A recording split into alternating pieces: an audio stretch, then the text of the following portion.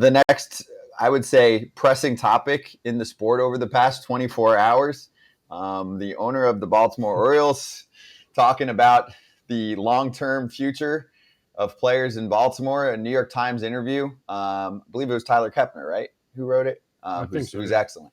Because economics, Angelos, quote, conceded that it might not be feasible for his popular young core to be career Orioles like Brooks Robinson, Jim Palmer, and Cal Ripken Jr. And this was a tweet here from Brent Harris. Hope the O's figure out a way to pay Adley, Gunnar, Grayson. And Angelos went on to specifically cast a negative on the idea of giving one player a $150 to $200 million contract, which in my own mind, by the way, Adley's already going to get that from someone, claiming, quote, we would be so financially underwater that you'd have to raise the prices massively. Okay, Jonesy, obviously we're going to go to you first. You played for Baltimore. And also, dude, like, I'm offended that they didn't include you. You got a big-ass deal. You stuck around there for a long time. Where's your damn name? I thought I would be a lifetimer there also. Things don't always work out like that for players. Fan bases. I learned that fan bases, they root for the name on the front a lot longer than they root for the name on the back. But it's the timing of it sucks because the timing of the Kevin Brown incident with the team just playing so great, it just overshadows everything that the team is doing. And the players, they're playing with their heads down, not worried about all the stuff that's going on outside. It's just when they're asked about things like this, it just takes them away from what's going on at hand. And AJ, you know this too, is when I got caught up with the Mariners, we were good, but like not that good. So all the veteran guys would leave the clubhouse when the media came in, and me, 22 years old, just like, hey, they're asking me all these tough questions. I didn't understand. I didn't have the service time to understand the question. Opposed to, ask me 6-7 years later down the road, I got you. They're asking rookies and second-year players questions about ownership when most guys don't even meet the damn owner yet. Yeah. Here's my thing. John Angelos, stop. Just stop. Please stop talking. No. Your team, no, please, for these reasons. One, your team is really good. And there's never been an owner in the history of baseball that's lost money when they sell their team. So if you don't like the economics of baseball, sell the damn team. Because you got Rutschman, Henderson, you got Holiday coming, you got Santander, you got Mountcastle, you got Hayes, you've got all these dudes. Not even talking Bradish and the pitching and Bautista and Cano and all these other dudes. You're going to have to pay somebody because guess what? As much as you think the fans will keep coming to Camden Yards, and it's a great place to watch a game, if you continually to do this, they're going to stop because at some point, you're already charging $8.75 for a hot dog, $18 for a beer.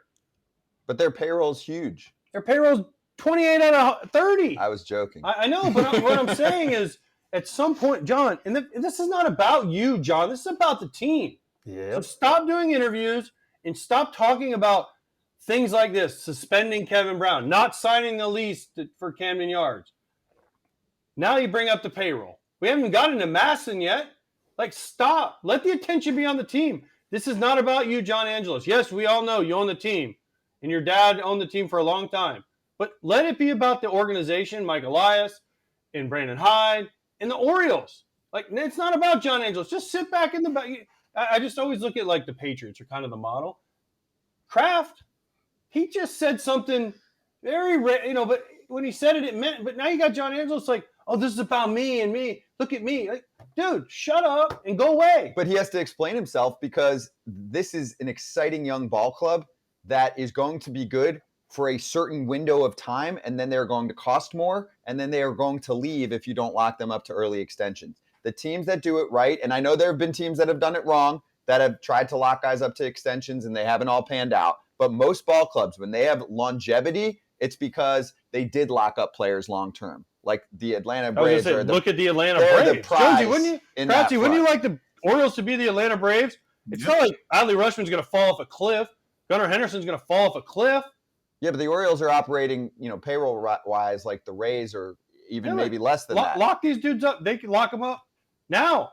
Gunnar Yeah, but Henderson, lock Adley him up for the Rutschman next 7 already years. costs 100 something Okay, mil fine. at least. Okay, fine. But you can lock up these other dudes Right. for a fair amount. I mean, people said when Acuna signed, it was horrible for him. And great for the Braves and Albies too, right? And it probably was for Acuna and Albies. But they were happy because what do we tell players all the time? Get your first contract. If a team comes to you and says, hey, man, you're 22 years old, we're going to give you 7 years, $80 million. You have a hard time as a player, as a 22-year-old person going, but I could make $90 million. Fuck that, dude. Like, I'll take my 80 and go to the bank and be like, man, I'm living a pretty damn good life for the next rest of my life. It hasn't happened yet, though, Kratzy. No, but what long-term extensions early didn't work out? Like for every Scott Kingery, there are, you can't say Fernando Tatis didn't work out. Like still got like 16 more years of it. You can't say like what long-term extensions at young ages of kids don't work out. There are some. Not more than not, More. No, most of them work. Most of them work. Now pitchers every once in a while get hurt, but most Absolutely. position player wise, Like Luis Severino's been hurt a lot. He struggled with the Yanks. I'm talking He's been position hurt. players. Position players. The White Sox have had some issues. I mean, Moncada. Okay. He's still been okay. He's been okay. Yeah. Mongo. Mongo worked out for the Worked out. Rays. I don't know. Yeah. We can do 100 players that work out on the extension side. I am completely for it. Throwing that money out there. That is the way that you can have long-term success because you can't pay everybody a ton if they're superstars. My thing is, lock these guys up, yes, but I disagree with you, AJ. No, John, keep talking. Keep talking. You're just being selfish, though. You just want to have something to talk about. I am, but I call for guys to be talking, and I want to see what his truth is. He lives in a different world. Like, he flies on more PJs than Jonesy does.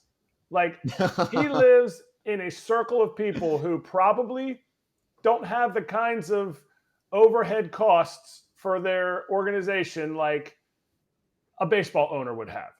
He lives in a world that is wrought with just businessmen and politicians and all this stuff. And so he sees things in his truth, he sees them differently. You didn't hear jack from this guy when the Orioles sucked. Nothing.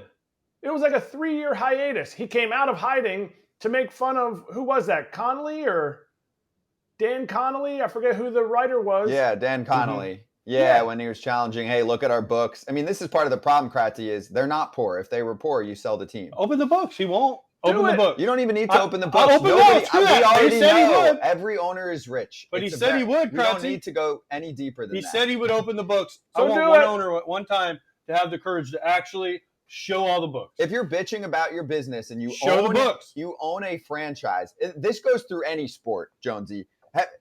Is it not insulting to all human beings if you own a sports franchise to play poor? That is like the ultimate insult to your fan base. To your fan base, yes, but not to your personal wealth. I mean, billionaires are billionaires for a reason, not because they cared about everybody else's feelings and emotions. That's not the True. the care of a billionaire. But to that, if you own a sports team, and we talk as athletes, but as fans too, we all fans of different sports, and we all have that that conversation. If I own a sports team, I'd be there. I'd be like Mark Cuban if I was an owner. I'd be there. I'd be at the game. I may not be so involved to where I get fined, but I would be involved. I'd be Ballmer. I'd be there because I love sports that much. When I see owners not there at the games and stuff like that, I don't think that, okay, they don't like the product. Most owners make their monies in different ways, and then the baseball is just, another, LLC for them. But I always look at baseball owners as a fan. I got all that money. I get it. You fly this way. You live a certain life. But at the end of the day, you can for 3 hours, you can be a fan. Or I'm sorry, 2 hours and 36 minutes.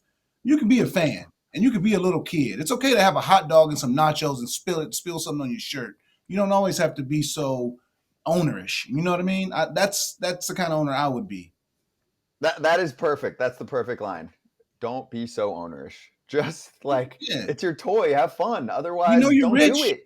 Everybody is loaded. We know that. But You don't always have to be in an $800 collared shirt and stuff. Man, wear some Nike shorts and a t-shirt. You're like, just it's okay Wear the to team be you. apparel. Wear the team apparel. That's okay too. Yep.